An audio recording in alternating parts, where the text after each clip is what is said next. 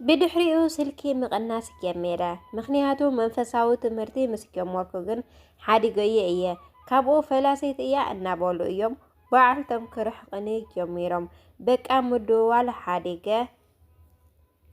سلام تايرس أخوي زخوركم من زخبركن ناكيانا لي بيتساب كمينيكم كوراتي أنا إكزابيري مسكن بقولكو كمتا أنا سلام دولخوون سلام كتلو أنا يوتر تبنيتي إنا كوراتي نايزا كيانا لي حدش تزخونكم سبسكرايب بمقبار بيتسوكون كوراتي بيتساب زخونكم دما شير لايك كومنت لاغوركم مبرتاهم أي فلين لالكو عندهم بامارين متكتاتولين سلام بيالهو دكي እንኳን ደህና መጣችሁ ወደ ቻናሌ አዳዲስ ሆናችሁ እንደተለመደ ሰብስክራይብ በማድረግ ቤተሰብ ሆኑ ቤተሰብ ሆናችሁ ደግሞ ላይክ እና ሼር ኮሜንት ያደረጋችሁ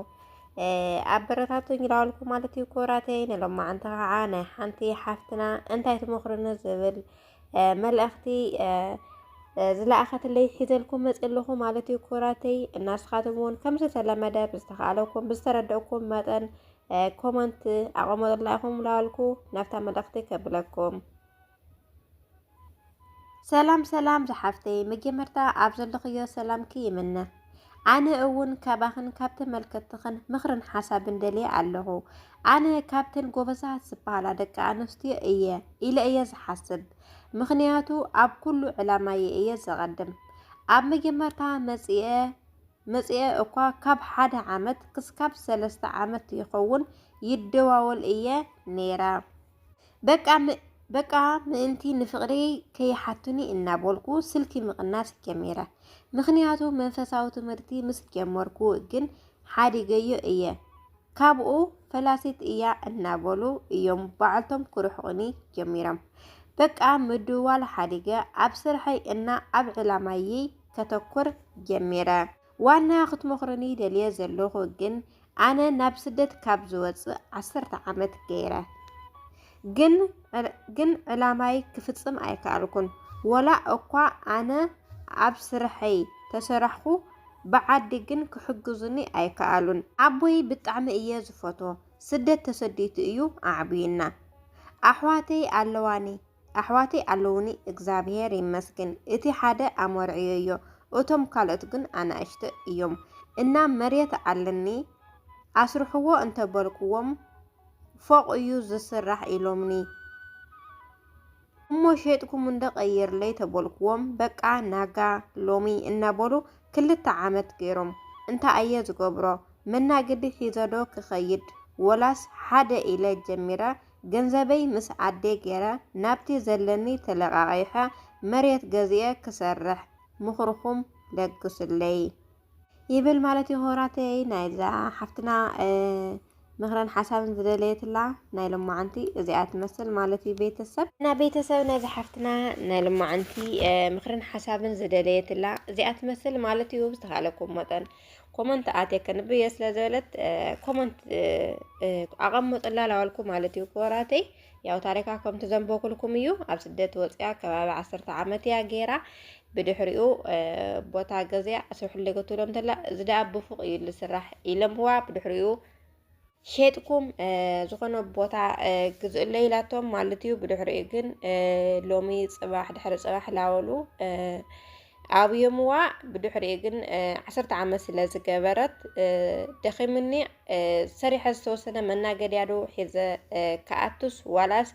ናብቲ ዘለኒ ኣራርየ ወሲኸ ብኣደይ ገይረ ከም ሓዱሽ ገዚአ ሰሪሐ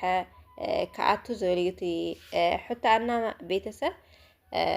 ብትክክል ኣብ ስደት ኮንካስ ወይኒ ብስማም ብጣዕሚ ይኸቢድ ማለት ኣብ ስደት ኮንካ ዋላ ፅቡቅ ስራሕ ያለኻ ዋላ ዕላማኻ ብዕላማኻ ጠንካራ ፅኑዕ ኩን ዋላ ፅቡቅ ኣዕራቢ የጋጥመኻ ቤተሰብ በተለይ ኣፍቲ ኣብ ዓዲ ገንዘብ ዘቐመጠልና ዘንቀሳቀሰልና ከምዚ መሬት ግዝኡለይ ሽጡለይ ለውጡለይ ኣስርሑለይ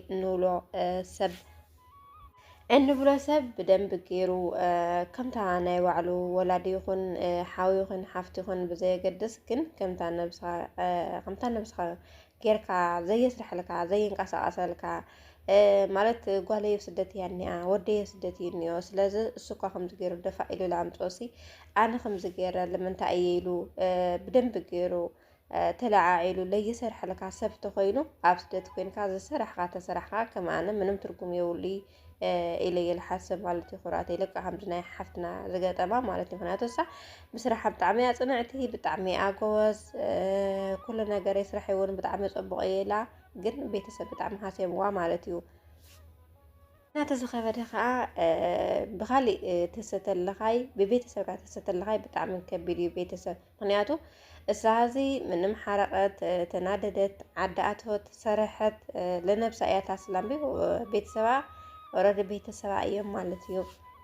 ከምዚ ዓይነት ሽግር ከዓ ኣብ ሓደ ክልተ ኢለ ይኮነ ኣብ ብዙሕ ሰብ ዳርጋ ስደት ለሎ ምባል ይከኣል ኣብ ኩሉ ለሎ እዩና ትዝገረመን ናይ ዛልዓ እዚኣ ግን ካብ ህዚ ዶ በቃ ካብ ህዚ ዶ ሓሊለ ሰሪሐ ቦታ ከገዝእስ ዋላስ ተን ዘለዋኒ ዝተወሰና ሰራሪሐ መናገርያ ሒዘ ከኣት ልብል እዩና ብጣዕሚ እዩ ከቢድ የእውነት ኣብ ስደት 10 ዓመት ኣይኮነ 10 ዓመት ጌርካ 2 ዓመት 3 ዓመት ጌርካ እውን ኣብ ዓዲ እዚ ብጣዕሚ እዩ ከቢድ ዋላ ፅቡቅ ስራሕ ይሃለካ ያ ከቢድ እዩ እና ከቢድ ቤተሰብ ብጣዕሚ ግን የእውነት ኣብ ስደት ዘለስ ክንደይ መከራ ክንደይ ችግር ኢኻ ትርኢ ማለት ሓንቲ ጓል ኣንስተይቲ ሰሪሓ ዋላ ወዲ ሰሪሑ ሲ ካብ ኣቦኡ ካብ ኣዲኡ ካብ ወላዲ ብላዕሊ ብመን እዩ ከቐምጦ ማለት ሲ ወላዲ ዘይተኣመነ ኣቦ ዘይተኣመነ ኣዶ ዘይተኣመነ ሲ ብጣዕሚ እዩ ከቢድ ማለት እዚ ከምዚ ፍቅረኛ የበልዕኒ ሰብኣይ የበልዕኒ ሰበይቲ የበልዓትኒ ምናምን እዚ ብዙሕ ኢና ንሰምዕ ያው እዚ እውን ትጥንቀቐሉ ትኽእል ኢኻ ግን ወላዲኻ ከመይ ጌርካ ከምዚ ገይሩ ከተኣጓጉለኒ እዩ ወይ ከዓ 10 ዓመት ለኣክል ለፊዕናሲ ኣቦና ከምዚ ገይሩ ወይ ኣዴና ወይ ሓፍትና ከምዚ ገይሩ ካሴና ከለካ ምስቲ ናይ ስደት ክብረት ምስቲ ናይ ስደት ተዓፊንካ ምንም ነገር ካብ እስሪ ዘይነኣስ ዓዲ ዓረብ ሰፊርካ እሞ ከዓ ብወላዲኻ እሞ ከዓ ብወላዲትካ ብሓውካ ብሓፍትካ ብቐረባ ብናተይ ትውለድ ቤተሰብ ከምዚ ገይሩ ካሴካ ከሎ ብጣዕሚ ከቢድ እዩና ካብ ኣነ ግን ያው ቤተሰብ እዩ ኦልሬዲ ይሕማቕ ይፀብቕ ቤተሰብካ ስለ ዝኾነ ካብ ድሕረዚ ማለት ከምኡ ዓይነት ገዛ ንምስራሕ ወይ ገዛ ክሰርሕ ተኮይንካ ግዴታ 10 ዓመት ተቐሚጠስ 10 ዓመት ክትውስኽያ ማለት እዩ እና ካብ 20 ዓመት ለኣክል ተሰዲድካ ገዛ ሰሪሕካ ገለ ከም ኣነ ወላዲ ስለ ዝኾነ ኣብ ዝኾነ ኣጣፊኦምዎ ክኾኑ ይኽእሉ እዮም ወይ ዝኾነና ከማነ ተመሊስካ 10 ዓመት ስርሒ ወይ ካዚ ተመሊስካ 5 ዓመት ስርሒ ምክንያቱ ኣነ ካብ ነፍሰይ ክሪኣ ትኮይነ ማለት እዩ ያው ስኻትኩም እውን ከም ነፍስኩም ጌርኩም ኮመንት ተቐምጡላኩም ብናባዕልትኩም ርእይቶ ብነናይ ባዕልትኩም ርእይቶ ሓሳብኩም ምኽሪ ኣቐምጡለይ ስለ ዘለትና ማለት እዩና ኣነ ካብ ህዚ 5 ዓመት ወይ ካብ ህዚ 10 ዓመት ስርሒ የብሊ ድሕሪ 10 ዓመት ብጣዕሚ ከቢድና ተኽኢልኪ ያው ዝተወሰነ መናገድያ ከጌርኪ ምክንያቱ ወላዲ ስለ ዝኾነ ችግር ገጢምዎም ዋላ ክኾን ይኽእል እምበር ሙሉእ ብሙሉእ ክሕድዋ እዮም ኢለ ስለዘይሓስብ ያው ተኾነ እውን ካብ ምክንያቱ ካብ ህዚ እንድሕር ማለት ብደንብ ዘይርድኦ ተኮይኑ ዋላ ወላዲ ካብ ህዚ 10 ዓመት ተቐሚጥካ እውን ምንም ዋስትና የብላ እኒያ ማለት እዩ ስለዚ ካብ 10 ዓመት ተቐሚጥካ እንደገና ካልኣይ 10 ዓመት ሰሪሕካ ክኾነልካ ዘይክኾነልካ ዘይትፈልጥ ከድካ ተዘለካ በቃ ውሽጡ ምፍላጥ ብኸመይ እዩ ከም ገይሮም ወላዲኣ ከም ገይሮም ዘተኣጓጉልዋ ኣለዉ ፈሊጣ ትውሽጡ ማለት እዩ ናታዲ ችግር ናቶም ዲ ችግር ዓድኻ ከድካ ምርኣይ ይበልፅ ይብል ማለት እዩ ቤተሰብ ከም ኣነ ያው ዋላ ዝኸብድ ይኹን ሓሳብ ንምሃብ ግን ከምታ ኣነ ገይረ ክሪኣ ተለኹ ግን ኣነ ካብ ህዚ 10 ዓመት ተቐመጥ ወይ 5 ዓመት ተቐመጥ ኣይብሊ ወላዲ ስለ ዝኾነ ችግር ወይ ዝኾነ ኣጣፊኦሞ ክኾኑ ይኽእሉ እዮም ግን ካብ ህዚ 10 ዓመት ምቕማጥ ማለት ግን ብጣዕሚ ከቢድ እዩ ማለት እዩ ቤተሰብና ኣነ ናተይ ሓሳብ እዚኣ ትመስል እስኻትኩም እውን ሓሳብኩምን ርእይቶኩምን ኣብ ኮመንት ኣቐምጡላና ዋልኩ ናይ ሎማዓንቲ ቪድዮና እዚኣ ትመስል ማለት እዩ ኮራተይ እስካብ መጨረሻ ስለ ዝተኸታተልኩምና